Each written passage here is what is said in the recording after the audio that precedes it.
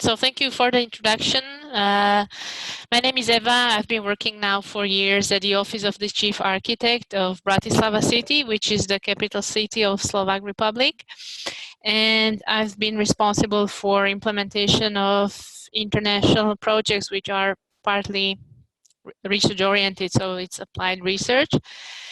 And today I'm going to talk about the latest project we joined, which is the ARC project, when we are one of the 4 pilot cities. And the presentation was prepared by us and also by our local research partners, which is the Comenius University in Bratislava, the Municipal Monument Preservation Institute in Bratislava, which is something like an organization of Bratislava City focused on research and preservation of cultural heritage in Bratislava, and the Fraunhofer Institute for Intelligent Analysis and Information Systems from Germany. And this institute is also leading the ARC project. In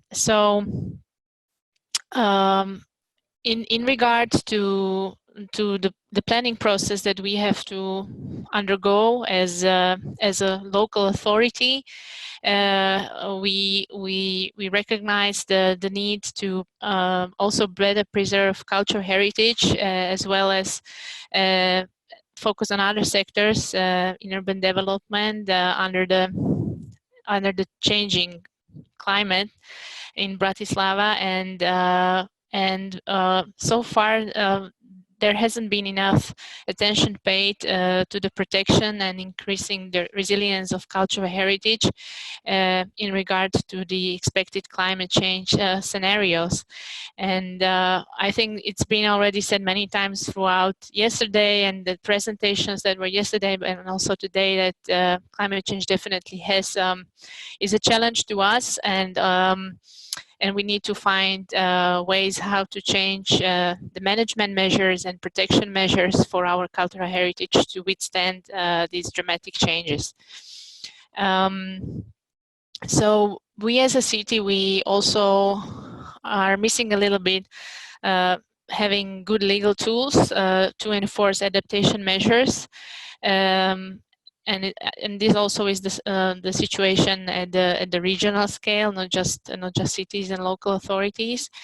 And more so, we are also missing tools that would help us easily assess the situation we are with, identify the risks, assess these risks and hazards, and also help us find suitable adaptation measures, measure the effectiveness of these measures beforehand so that we are sure that we make good decisions when we finally invest in these adaptation and mitigation measures. And this was basically what we were interested in when we joined the team of researchers and also other cities that started preparing the project, the Advancing Resilience of Historic Areas Against Climate-Related and Other Hazards project. And the project received funding under the Horizon 2020 call last year before summer, so in June 2019, the project started. The project focuses on disaster risk management. It would like to develop a unified framework for disaster risk management, for assess the resilience and the state that the local authority is in, and improve their resilience. And especially improve the resilience of cultural heritage, which can be found in cities. The project also aims to develop tools and methodologies which can be used by cities basically all over the world, and to help us as decision makers and planners, urban planners or environmental planners, do our work a little bit better and easier. So besides Bratislava, there are other cities. There is Camerino from Italy, which is mostly suffering from from earthquakes. And currently the city is now looking for ways how to repair and restore its center, which has suffered a lot from earthquakes in the last couple of years. Then there's Hamburg, which focuses mostly on Speicherstadt and protection from the rising sea levels and increased precipitation. And Valencia, which focuses mostly on the rather rural type landscape surrounding the city and its preservation. Altogether, there are 15 partners. Besides the cities I already mentioned, we also have partners from Ireland, Spain. I think some of them will be speaking here today. Italy and Germany, of course. The ARC project is based on something that we call co-creation. A co-creation process. I'm sure that there are many partners in the project, especially those coming from institutes and research organizations that can give you a very nice interpretation of what co-creation is. But from our perspective as practitioners and being the end users in the project, for us, co-creation means that it's us, people working at the city administration, working with scientists working with also different cities and different local practitioners from different cities. So there's a peer-to-peer exchange. There's also co-creation with our local partners and our local stakeholders. And then there's the interaction we have with the scientists. And this all has a rather flexible, adaptive approach. So once you go 2 steps further, then you have to go 1 step back or 2 steps back or 3 steps back, and then you go again 2 steps further. Sometimes you go 1 step left, sometimes 1 step right. So, so basically the co-creation process, which is very important to the work that we do and how we do it, is based on effective communication and on trust and transparency.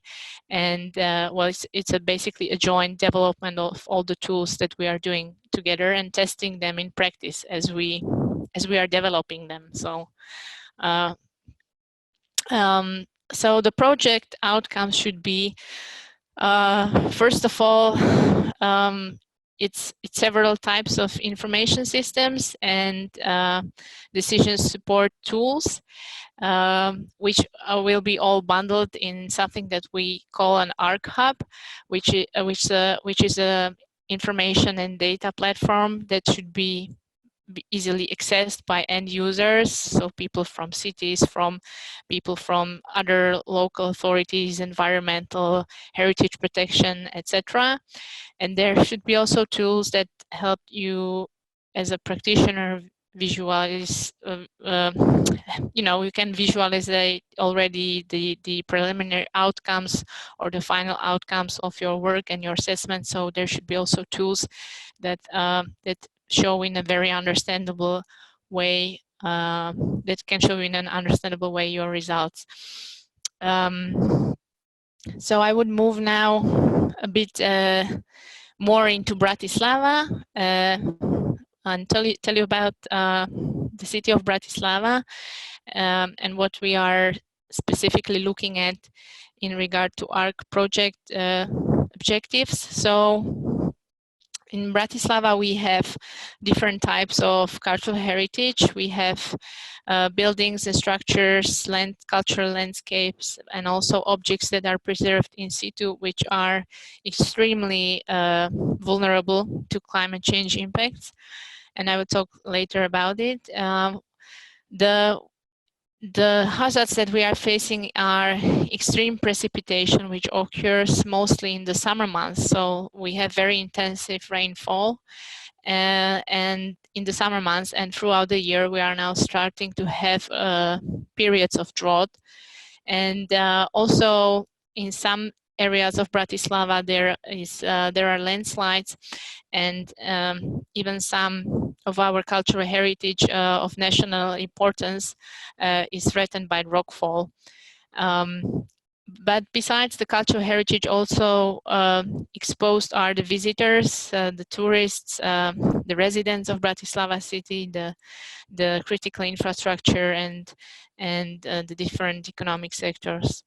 What we are fearing is that we will lose our cultural heritage, and that there will be unnecessary physical damage unless we take the necessary measures, adaptation and mitigation measures. There will be an impact on the tourism sector, and even loss of ecosystem services in cultural landscapes, and loss of biodiversity, loss of access to these sites as well. This is a map that shows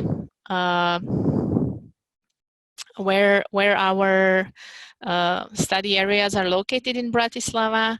On the map on the left, you can see that it's in Staré Mesto, which means in Slovak Old Town.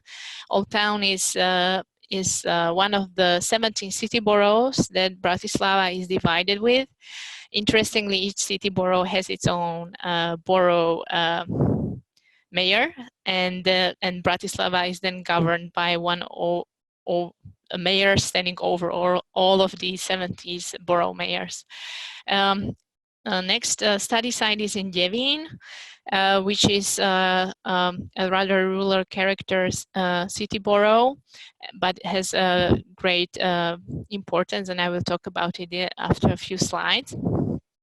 First, I will talk about the cultural heritage we nominated for this project in the city center, which you can see on the map on the right. So first is the St. James Chapel, which is the oldest sacral medieval structure and the only ossuary in Bratislava, so a charnel house or a bone house. What you can see in the picture is a reconstruction model of the different development stages of St. James Chapel, and this one is located underground, and visitors can now visit this site in a certain amount of days in the year. There have been excavations in the 90s, in the previous century, and they discovered that there are 4 stages of the structure. So there's a pre-Romanesque rotunda, a Romanesque charnel house or a bone house, and then there are 2 construction stages of a Gothic charnel house. The first written record of this building is from the year 1420, and it was demolished during anti-Turkish measures approximately a century later.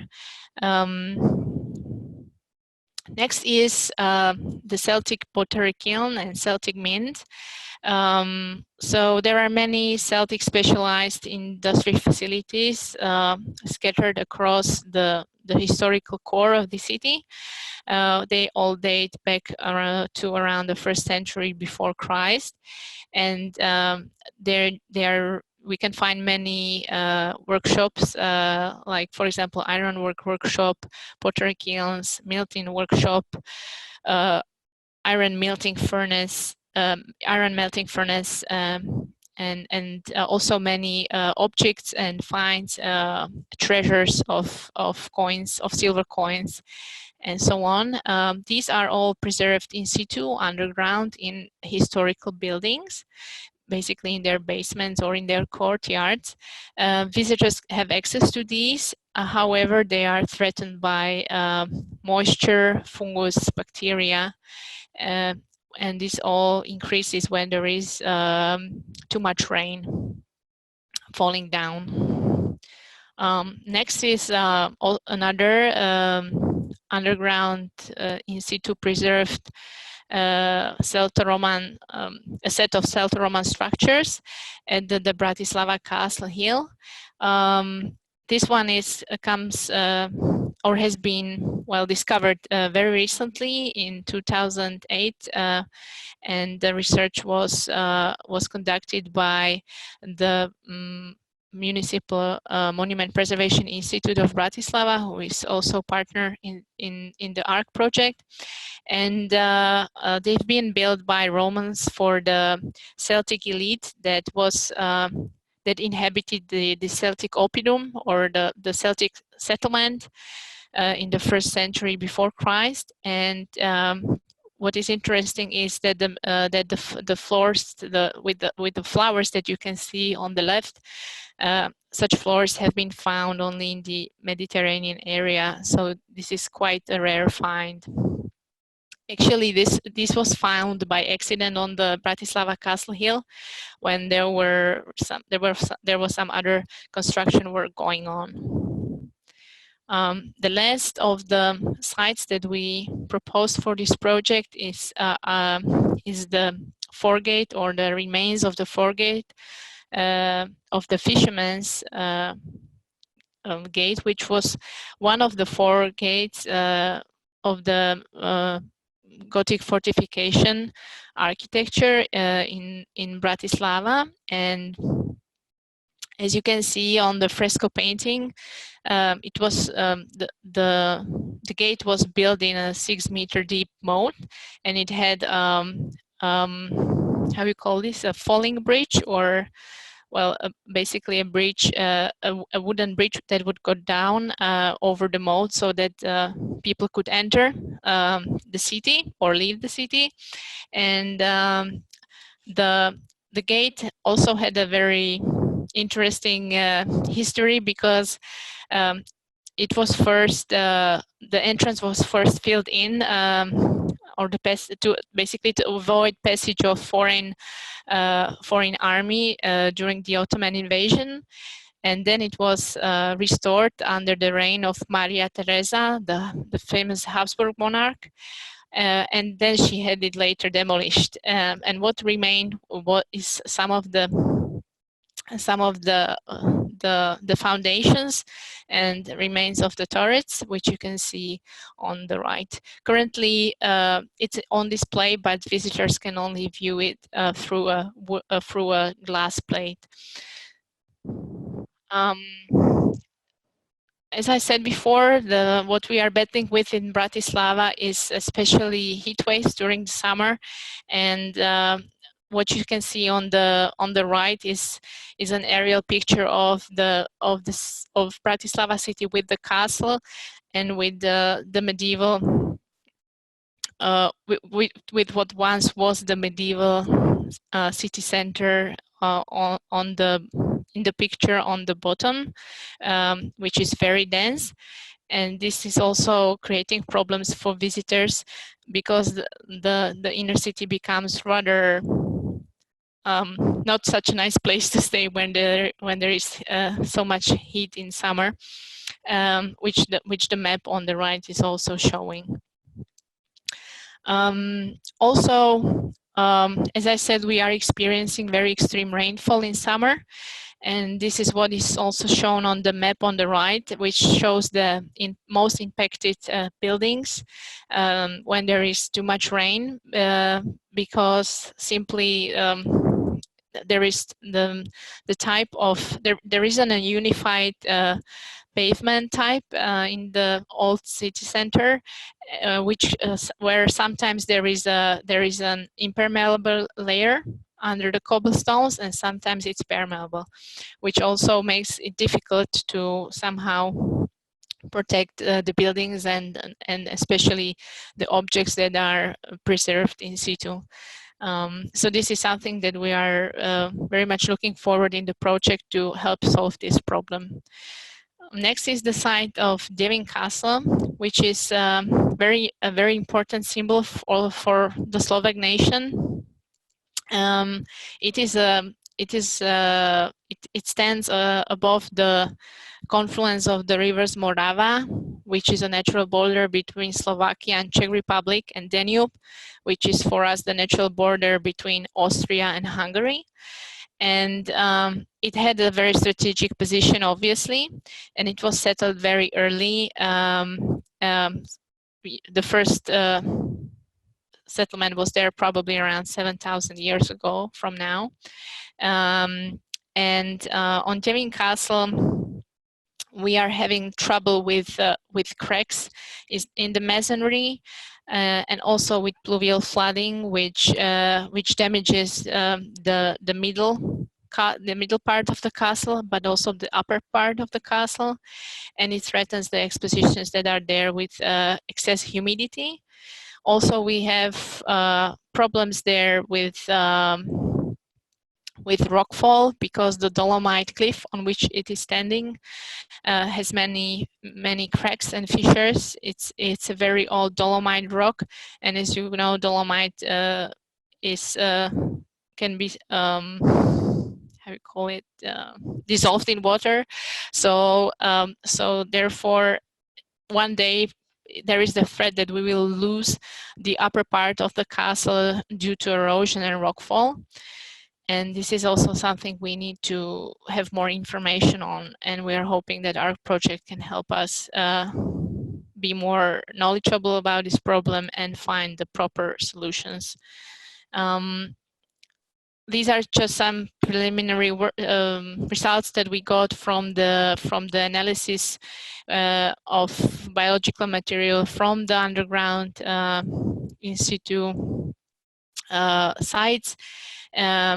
So their colleagues from the university have been collecting microbiological material, and then they're also looking at the pavement type in the historical zone. And we are now also trying to get some data on the climate characteristics.